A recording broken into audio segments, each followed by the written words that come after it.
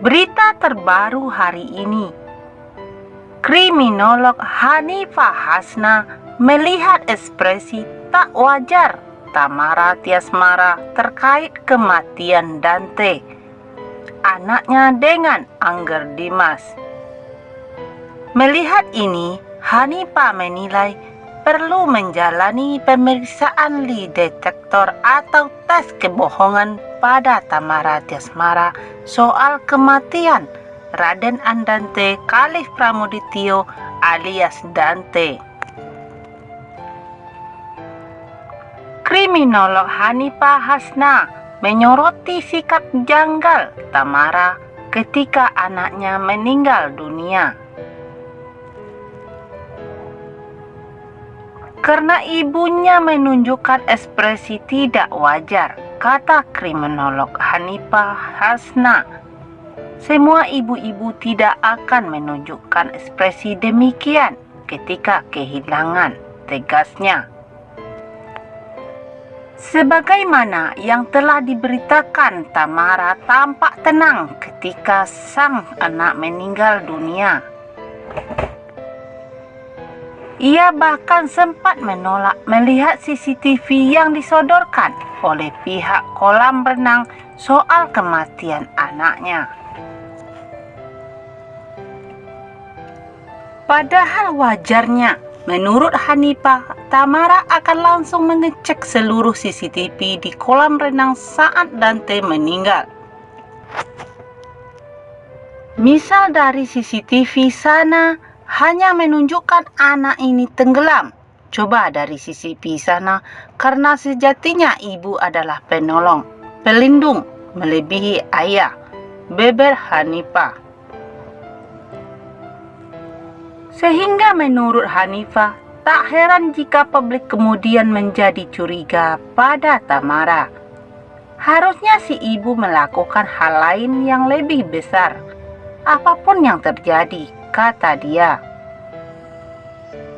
Apalagi Tamara juga menutupi sosok kekasihnya Yuda Afandi ke publik sejak awal kasus kematian sang anak mendapatkan sorotan, sampai akhirnya Yuda Afandi ditetapkan sebagai tersangka dalam kasus kematian Dante. Meski begitu, Hanifah tak melihat adanya rasa kebencian dari Tamara terhadap kekasihnya yang telah ditetapkan tersangka. Buktinya masih berhubungan, tandasnya. Hanifah mengatakan Tamara tidak seharusnya menyalahkan masyarakat ketika dituduh sebagai pelaku.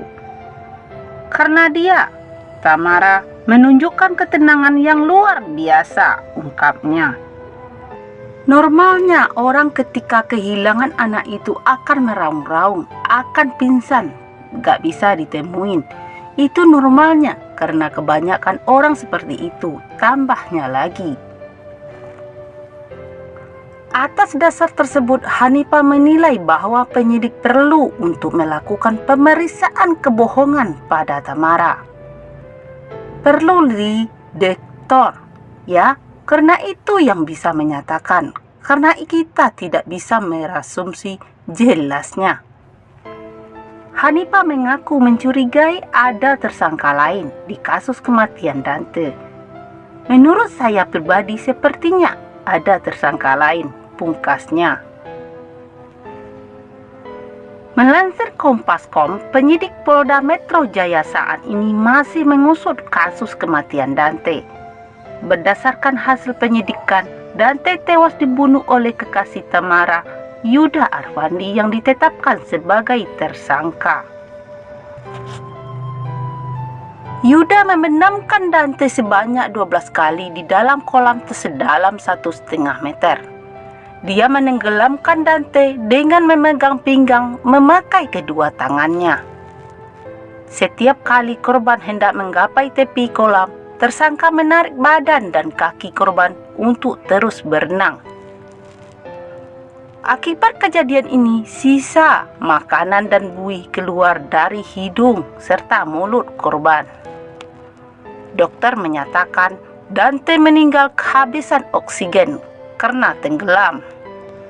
Kini tersangka telah ditahan di Polda Metro Jaya. Yuda dijerat pasal berlapis, yakni pasal 76C Junto pasal 80 Undang-Undang Republik Indonesia Nomor 35 Tahun 2014 tentang perubahan atas Undang-Undang Nomor 23 Tahun 2002 tentang perubahan atas Undang-Undang Nomor 23 Tahun 2002 tentang perlindungan anak dan atau pasal 340 KUHP tentang pembunuhan berencana dan atau pasal 338 KUHP tentang pembunuhan dan atau pasal 359 KUHP tentang kelalaian yang menyebabkan kematian. Kasus kematian anak Tamara Tiasmara dan mantan suaminya DJ Angger Dimas Dante masih menyimpan misteri. Ada dugaan bahwa itu berhubungan dengan asuransi. Sahabat Tamara Tiasmara yakni Soraya Rasyid menyebut kasus kematian Dante tak berhubungan dengan asuransi. Itu adalah fitnah banget, kata Soraya Rasyid. Soraya menyebut asuransi Dante sudah tidak aktif. Berdasarkan cerita Tamara, asuransi Dante sudah lama tak dia bayar. Aku tanyakan, Ra, Dante emang ada asuransi? Ada tapi udah lama nggak gua bayar karena sisi gua mati. Jadi auto debitnya udah nggak kebayar lagi, cerita Soraya Rasyid. Lantaran asuransinya mati, Tamara harus berogok kocek untuk membayar biaya rumah sakit Dante.